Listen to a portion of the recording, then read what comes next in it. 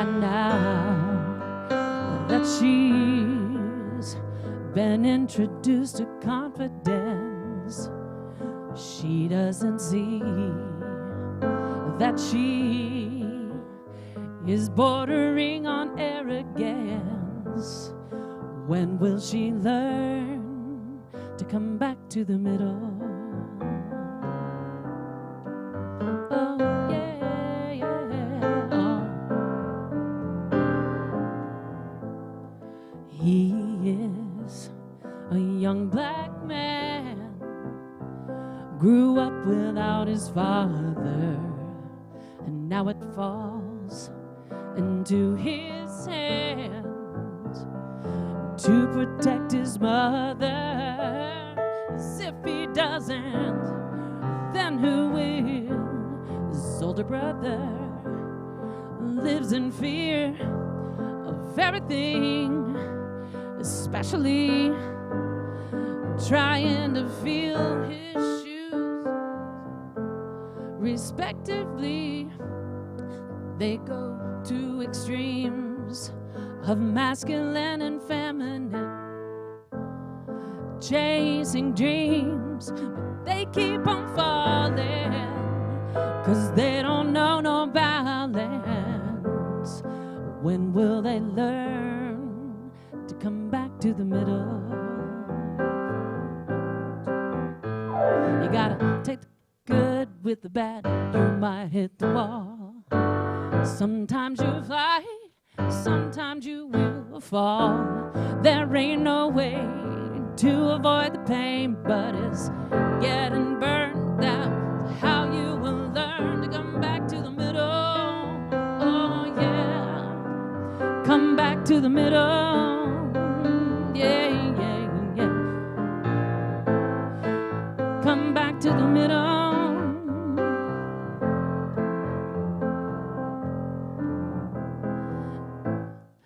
Needing, come back to the middle, yeah, yeah. Oh, come back to the middle.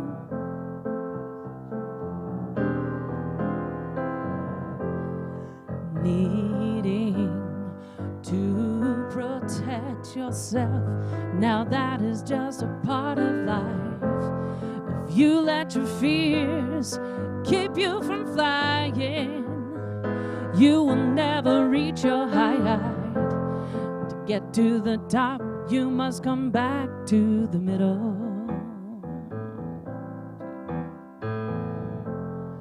When will we learn to come back to the middle? Come back to the middle. Come back to the middle. Yeah, yeah, yeah. Come back to the middle. Come back to the middle. Come back to the middle. Yeah, yeah. Don't make no mind about falling down, 'cause it's when you're in that valley that you see both sides more clearly. Come back to the middle. Come back to the middle. Come back to the middle. Oh, yeah, yeah, yeah. Come back to the middle. Oh, yeah. Come back to the middle. Come back to the middle. Come back to the middle.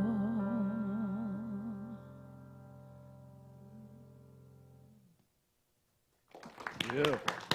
Beautiful. Well, come back to the middle. I'm going to come a little bit to the middle. Not quite to the middle, maybe part of the way. Always, oh, that's lovely. Beautiful, beautiful. Thank you. All right, good morning, everyone. Happy Sunday to you. What an honor to see everyone here today and to be with you and to be able to share my lessons. These are my lessons always. I always get to learn new things. As I was praying about, actually some time ago, and I set out a schedule of lessons that I was going to do, and I decided I really wanted to do a series of lessons on an amazing book that has been a really powerful influence in my life from one of my favorite Unity teachers, Eric Butterworth. And it's not as well known a book from Eric Butterworth as some of his others, but this is one called The Concentric Perspective. What's in it from me? Great title, huh? What's in it from me? We're going to talk a little about that and kind of explore this idea, this understanding of what it means to be and come from a concentric perspective.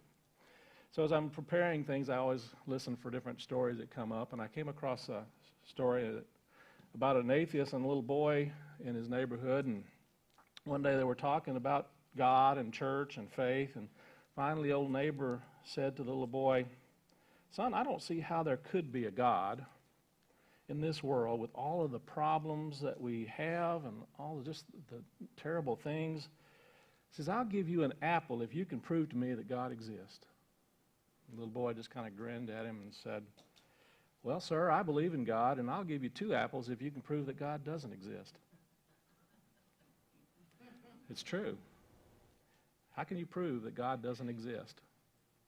We try to find all kinds of interesting ways of proving that in life. Believe it or not, we look for the exceptions, don't we? We look out in our world and think that, oh, well, that can't be God. And that's automatically making an exception. See, in Unity, one of the things that we understand, one of the key core principles that Unity teaches is that really is only one presence and one power in the universe, in this place, and in my life, God, the absolute good. That's hard to see sometimes. But we're going to talk a little bit about what that means and what that really represents and how we can truly be in a place where there really is only that one presence. Not only in our lives, but really it starts by being in our awareness. There was a granddaughter that was sitting on Grandpa's lap, and he's reading the paper and not paying much attention to her, and she's kind of studying his wrinkled face, and his old face, and she got up and had the nerve to come up and rub the wrinkles on his face and with his little fingers, and finally he says, "Grandpa," she says, "did God make you?" He said, "Well, sure he did, honey, a long time ago." "Well, did God make me?" "Well, yes, yeah, he made you not too long ago." She says, "Boy, he sure did get better, didn't he?" You know, we tell these stories about God and about the divine, and the way we talk about God and divine is really from an external perspective. Do you realize that? I love telling stories like this, and they're funny and they're fun, and they kind of demonstrate really different things, but really it's important to recognize when we tell the stories like this, we're still saying that God is out there. And so part of what we're trying to get people to get into an understanding and really begin to identify with is that there really is only one presence and one power in this universe, and that is in you as well. That same presence and power that we attribute to all of the great, wonderful miracles in life exists within the very essence of your being. In St. John chapter 4, verse 24, it says, "For God is spirit, and those that worship him must worship him in spirit and in truth."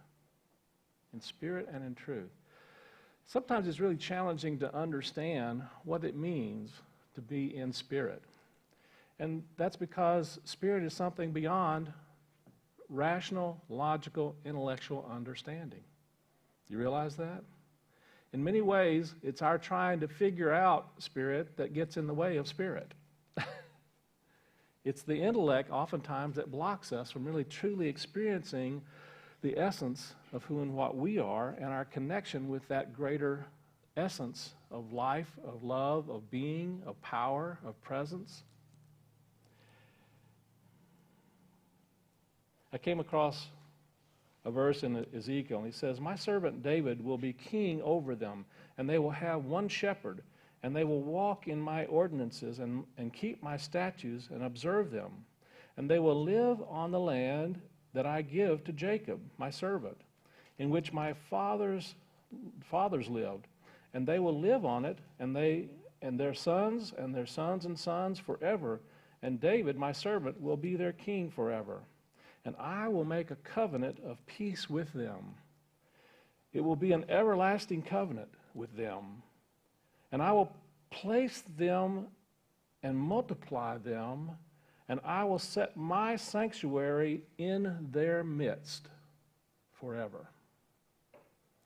Now, there's been translations of this that say that I will put my sanctuary among them.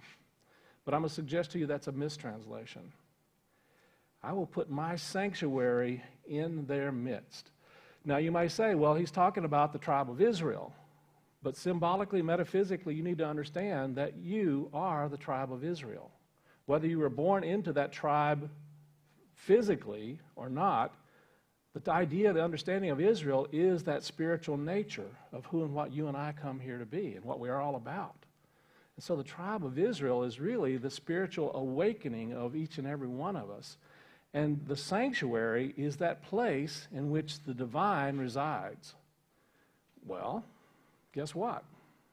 That sacred, beautiful, absolutely magnificent sanctuary, we come into this place, and I love this place, and I want you to know it is, to me, a very sacred sanctuary. I love this sanctuary. I love the coming together that we have, and the energy that is created here, and the power that's created here. But that energy and that power that's created here that we see out here only shines because we have it in here. And if we don't have that sanctuary in here, which we do, whether we know it or not, whether we choose to enter into it or not, we always have that sanctuary of the divine within us. And so part of coming from a place of the concentric perspective is really always remembering to return back into that sanctuary, that place within our very nature and our very being. Eric has some beautiful insights about this whole understanding. He calls it concentrics. He said the concentric perspective deals with a fundamental process in human existence that is rarely considered in the study of metaphysics. The process is both simple and profound, but if you can really grasp the idea, it will lead a whole new dimension to your awareness and your relationship to the universe and to your practices in truth. And further down he says, we sometimes call ourselves truth seekers, but the truth is there is no truth seekers. There is no truth that needs seeking. We must first learn not to seek out there, for when we seek, there is a tendency to go window shopping, and thus to achieve a consciousness that is patchwork, and he calls it a patchwork of metaphysical slogans. We get all kinds of wonderful metaphysical slogans, but truth is within. Not something to search for, but something to awaken to and release. Not something to search for, but to awaken to and release. How many of you came here this morning because you thought you were going to get something? In all honesty, I got news for you. You didn't come here to get something. What he's teaching us is that we didn't come here to get something, because the something that we're looking for is already in us. The truth of the matter is there's absolutely nothing missing in your life. If you believe that there's something missing in your life, you've just missed the mark. It's called sinning. You guys know that term? The Bible calls it a sin. Oh my God, that's a horrible thing, right? We can't do that. That automatically means that we're, quote, sinners. There's no such thing as a sinner. Doesn't exist. This idea of sin simply is an archery term. And the archery term, when you take an arrow, a bow and arrow, and you try to shoot at a target, and you miss the bullseye, that's called a sin. You've missed the mark. It's an error in thinking. It's an error in consciousness. It's an error in our belief system. And so just the very act of thinking that there's something missing in our lives is an error in consciousness. Because the reality is we live and move and have our being in the divine. And so part of our working to practice this understanding, this concentric perspective, is really showing up in life not for the purpose of seeing what there is for us to get, but to see what it is within us that is there for us to give.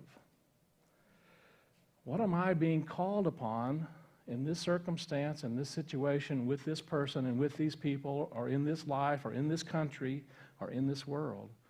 What is it I am being called to give forth, to express? he says, you exist, which means to stand forth. And you are the activity of God expressing or pressing out into visibility. And to experience a balanced life, an attitude of confidence and courage, it is important to continually return to this center and to deal with life concentrically. You've heard me say, the teacher, the young novice came to the student and said, how is it that you're always so centered? And the master said, never centered, always returning to center. And this returning to center is really returning to that place where we are open to and really open to an understanding and a consciousness and awareness of our oneness and our connection with that divine presence that is the very essence of our nature and our being. When you think about concentric, sometimes we think about it, it's really having to do with circles. St. Augustine said this. He said, God is a circle whose center is everywhere and whose circumference is nowhere. Let me say that again, because it's a wonderful thing to meditate on and contemplate. God is a circle whose center is everywhere and whose circumference is nowhere.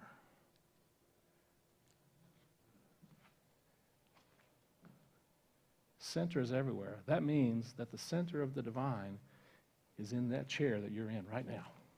You realize that?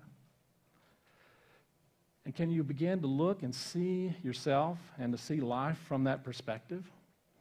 That everything that is going on in your world, in your life, is there and is showing up at a creative process that you are the center of. Eric, in other works that he writes, says, we don't see the world as it is. We see it as we are. And so the concentric perspective is really beginning to make that shift from one of what's in it for me to begin to recognize and ask this question, what's in it from me? What's going on in this circumstance, situation, and yes, even world that is in some way emanating from my consciousness, from what's happening in me, in my world, in my inner world? Because I can tell you, whatever's going on in my inner world is going to show up somehow out here in the outer world. It is. And what we see and experience out here in the outer world, in some way, is a reflection of something that's happening with us internally. And if we begin to make those changes and shifts within ourselves internally, we may not see instant change, but we will see change. Things will change. Sometimes it doesn't change the way we think we want it to. That's kind of the problem, is we want change and we want everybody else to do it, right? We want the world to do it. We want everything else out here to make the change. But Eric says, you live in an environment that you do not see. You live in an environment that you do not see. You see things, but you probably do not really see reality. Can a fish see water? Can a person see God? You are environed by God, and you live, move, and have your being in God. So, Charles, do we have that one slide that I sent over? Did you get a chance to get those in there? Let's see if there it is. All right. This is an analogy or an image that Eric points to and kind of describes in the book. And he says, take two X's and look at two cones, basically. And we have here being, which is the divine, which is all that is, which is the existence of all things, which is, you might say, existence. That which is, it exists. It is. And we have, pushing through this point, existence, being me, being you. And at the very center of this is our connection with that divine. Now, sometimes this is what Paul referred to as Christ in you, your hope of glory. Jesus came to show us this point. His purpose, his identity, his expression, his expressing his existence out in life was to help each of us to return to an understanding of that wonderful, amazing connection that we have at the meeting of those two cones, of the absolute transcendent nature of the creative process and of the divine coming in and through the very essence of our hearts, our minds, our being. When we talk about ourself, the reality is we have a self which with a small s, you've heard of this, I'm sure, self with a small s, which is our personality, and that's really more on, the farther we get out to this area, that's where we get into the seeing things and looking at the world and experiencing life through the small s. But the closer we come here, back to this point, right there,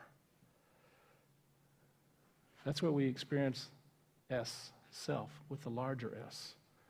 And this is that divine nature within the very essence of our being. And life happens by this expressing through that point out into here. And it is a process of giving forth. That's part of the work of concentrics. Concentrics is really an understanding that life is happening not to you, but through you. Life is happening not to you, but through you. We had an interesting conversation in our men's group yesterday, and one of the members had mentioned, Joe, help me remember who we were talking about yesterday. Sorry, I had to call him out. We were talking about the concentration camp. Victor Frankl. Thank you, Viktor Frankl. The name wasn't coming to me. Now it came through. Thank you. Viktor Frankl. Many of you know the story of Viktor Frankl, who was in a German concentration camp for many, many years. And the thing about that is he saw people around him who were succumbing to the horrors of being in that concentration camp. But somehow he managed to come out of that really without having the kind of wounds or the kind of horrible scarring that so many actually did come out of that with, and some didn't come out at all, of course. And the question really came up, well, how is it that he was able to go through that experience and not have the same kind of traumatic wounds and pain and how was he able to do that? In his wonderful book, Man's Search for Meaning, one of the things that he points out is that he realized at one point that he had a choice and he had a power within him to make a decision. And that's something that no one out here could take away from him. And so the decision he made was not to be a victim. He made a choice that regardless of what they did out here, it didn't change how he was able to respond. And he made a choice about how he was going to respond regardless of what was done to him or what he saw or experienced. Now that's an extreme, I understand, but you need to recognize that you and I have that power within us, and that is we have the power to choose how we are going to see and experience life, ourselves, our world. That's the power that we truly have. It's called consciousness, and consciousness is always a choice.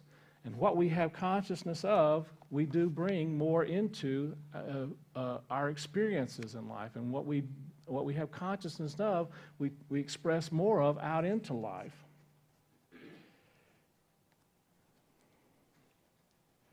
So one of the things Eric points out is that life can only be lived from the within out, and when you catch the idea of living from within you, you realize that life is a giving process. For God so loved the world that he gave. We are in this place of being given. The divine is being given through us. And the truth is that God is an ever-available all-sufficiency which we experience as we consciously give way to that divine flow. Give way. Part of the work is giving way. Giving way. Giving way to having life be the way we think it's supposed to be. Now, wait a minute. We get pretty attached to our view and opinion of how life is supposed to be, don't we? I know I do. I have this idea of how everything is supposed to be. And I resist when it's not the way I think it's supposed to be. And yet that's the very thing that gets in the way of having life show up in a way that's perhaps even better, greater, more powerful, more significant. So the moment I become attached to how things are supposed to be, that attachment in and of itself is a block in our divine flow. I get really attached to things, I want you to know. I do. And I'm trying, this is my lesson, I think, in many ways. Part of my lesson in life is to learn to let go. I don't know if anybody else has that lesson or not, but it is a big part of my lesson in life, is learning how to let go. To really trust that there's something that is showing up in my life for a greater, not reason, but a greater purpose. This is part of our conversation yesterday also. It's interesting, that came out yesterday. Someone was talking about, sharing about having expectations and letting go of all expectations, and what occurs to me is, I believe that's not possible. I don't think it's possible not to have expectations. You see, we have this thing up here called a mind and a brain. And recently, Brian Kurtz, who's going to do a wonderful workshop coming up here soon, Brian Kurtz shared something with me that really spoke to me. And one of the things he pointed out is that, we have this thing in here called a heart. We all have it. I know you may not realize it sometimes, but we have it. We sometimes forget. But we have this thing here called a heart, and one of the primary purposes of the heart is to pump blood and energy and life through our system, and to keep it going, and keep it circulating, and keep it flowing. That's the power of the heart, and that's the importance of the heart, and that's one of the things that we're talking about here, is in many ways, that's part of what we're here to do also, is to keep life and God and the divine flowing through life, through experiences. But we also have another organ, which is an interesting little organ, called the brain. And the purpose of the brain is to pump out thoughts. And it does it whether you like it or not. Have you noticed that? Have you ever tried to stop your heart from beating? You can slow it down. I can slow mine down pretty significantly, but boy, even when you think you've gotten it stopped, it never stops, actually. I know these yogis who have, they can't even find a heartbeat, but the reality is when they really, really measure really deep, there's a slight little heartbeat there always. The reality is we have this brain that's always pumping out thoughts. And sometimes those thoughts are valuable and important, and sometimes they're just thoughts. And they have nothing to do with us or anything else. They just kind of show up there sometimes because we're part of this thing called grace consciousness. And the brain is basically a receiver and a transmitter. Do you realize that? The brain is a receiver and a transmitter. And we're continually taking in thoughts, and we're actually continually putting out thoughts. And if we become attached to a particular thought, belief system, attitude, understanding, that's kind of like, he calls it mental cholesterol. It clogs things up. It backs things up. It blocks our awareness. It blocks our flow. Part of our work also is I know that part of our understanding and our work is to begin to let go of how we've been seeing ourselves and how we've been seeing the divine in our life and world. That's challenging sometimes. I came across, you see, we've been all taught certain ideas and awarenesses about God and about the divine, haven't we? We've been taught that somehow that God is this being up there, out there. And, an old traditional view, of course, is God is the old man with a long white beard. Mine's short, by the way. Long white beard, sitting up on a throne in this place, in the clouds called heaven. And on some level, and I would say in terms of race consciousness, that image is kind of still burned into race consciousness. It's challenging to let go of that in some ways. We think we've let go of it, but the reality is we still are looking at God being something out there. Now, don't get me wrong. The divine is everywhere. And so the divine is out there. But we don't really make real connection with the divine out there. The way we really make connection with the divine is in that sanctuary, by returning to that place. And we do that, of course, through our times of stillness, of meditation, of prayer.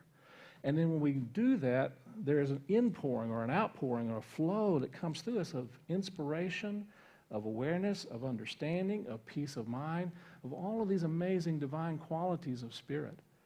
And if we're open to doing that, then we find ourselves no longer running around looking for love in all the wrong places, looking for love in too many faces. You guys know that one? Yeah. Or looking for money in all the wrong places, looking for money in too many faces. We stop making things out here our God. We stop making things out here our source. Looking for life in all the wrong places, looking for life in too many places. Or health. You get the picture. The more we turn inward to really tune into that place within us that is the essence of our wholeness, that is the place within us where we are already whole and complete and filled with that unique divine nature, with the beingness of the oneness of the divine, then it begins to radiate and emanate through us in ways that we perhaps had never thought possible or imagined.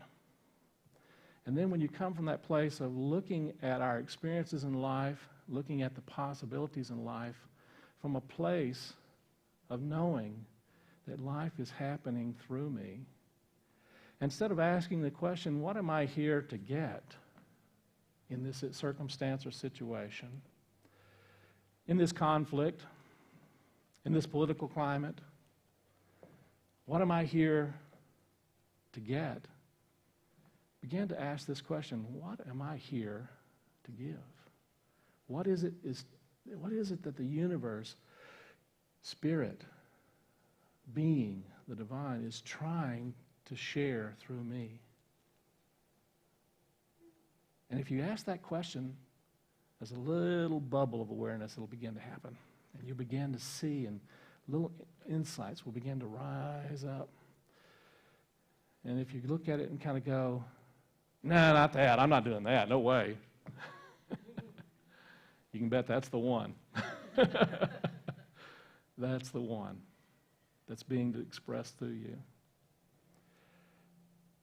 If you're in a hurt or painful situation in a relationship,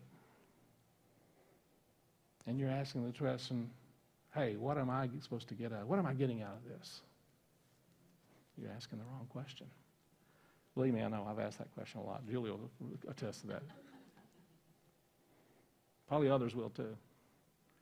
But if I really turn back to that place in me where I know that there's something within me that is trying to be expressed from the very core and center of my nature and center of my being, and if I will ask that question, what's in this from me? And what is mine here to give? It may be that mine to give is to forgive. It may be that mine to give is to give of my time, my talent, my treasure. May be that mine is to give of myself in some way. Maybe it is mine to give of, it is to give up my way of thinking and my need to be right. No, I can't do that. I am right about that, by the way. See, it's about letting go of the mental cholesterol, the emotional cholesterol, those things that are blocking us from truly knowing and experiencing this flow from the very center and core of our nature. And boy, when we do that, it's amazing what a different world we live in.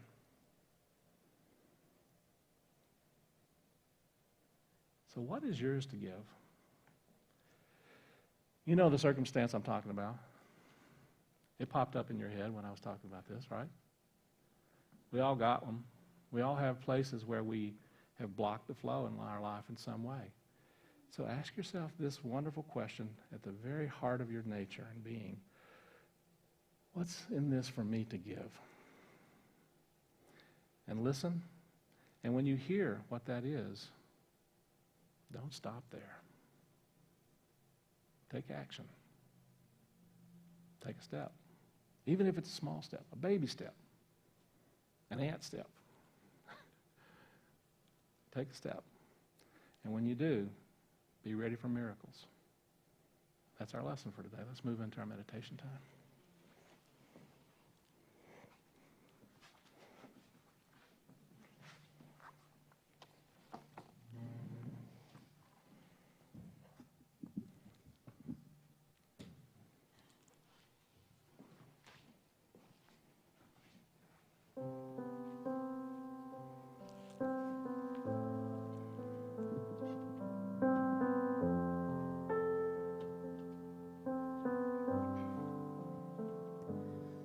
Quiet mind, calm my soul, heal my heart, restore my thoughts to whole, be within every breath I am, be the courage to understand I have all I need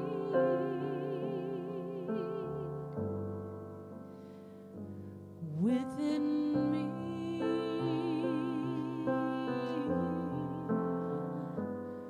Peace within. I am free, flowing from the deepest part of me. I am whole in body, soul, and mind. I am one with all of humankind. I have all I need. It is all in me.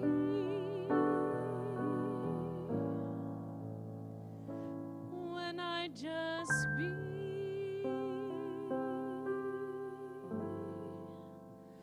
who I am.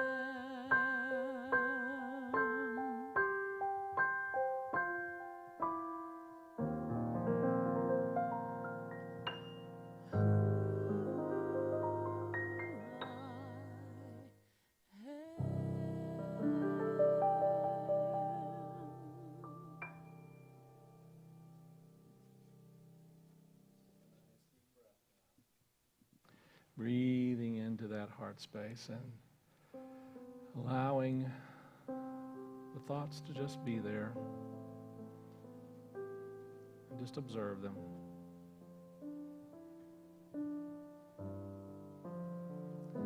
And just allow them to be. Allow them to be. It's not necessary to change them or regulate them. Just observe and notice. And in the very act of observing and noticing those thoughts, just breathe in and out. And just notice the one who is observing. And just be aware. I have thoughts. I am not my thoughts.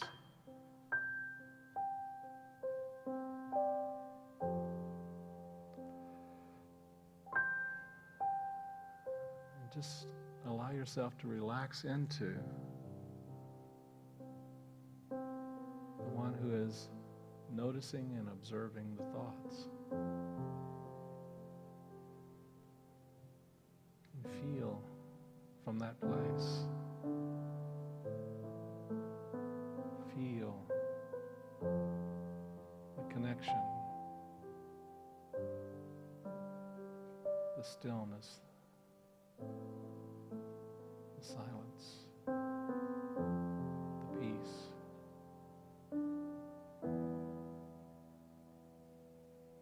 you notice any sensations, just observe and notice the sensations and just allow yourself to observe from that place and know that I have sensations, but I'm not these sensations. They're just little signals and messages, and I thank them for being there, but know that I am more than these sensations. Just breathe into that awareness of being the one who notices sensations.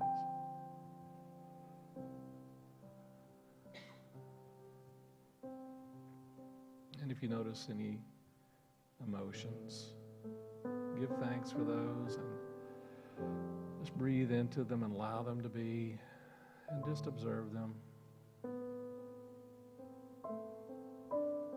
Let yourself be the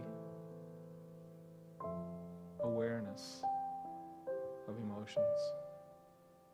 And know this in the very essence of your being. Feel a place in you of I am. And breathe into that, into the heart space, and give thanks of that point between being you.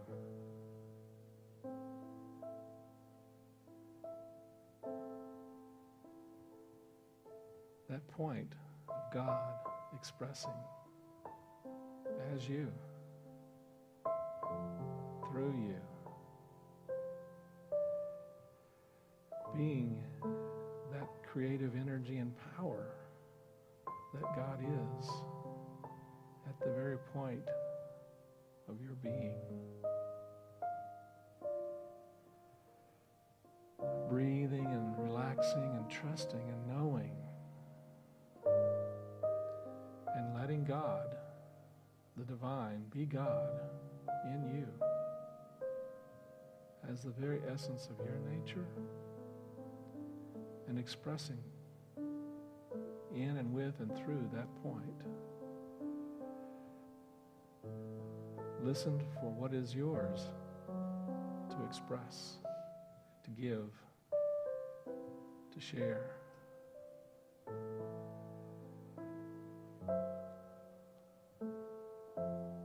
At the center of all being, at the center of all life, I am. And nothing can disturb me here. And from this center, I go forth to love and to serve.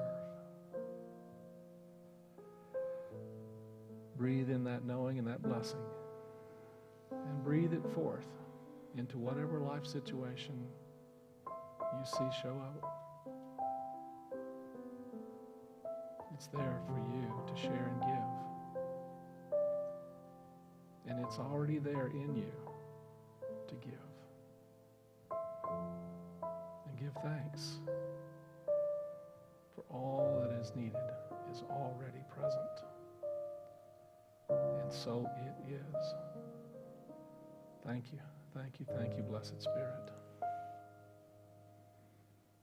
And so it is. Take a nice deep breath. Move back into an awareness of this time and place. Take another nice deep breath. And when you're ready, gently open your eyes.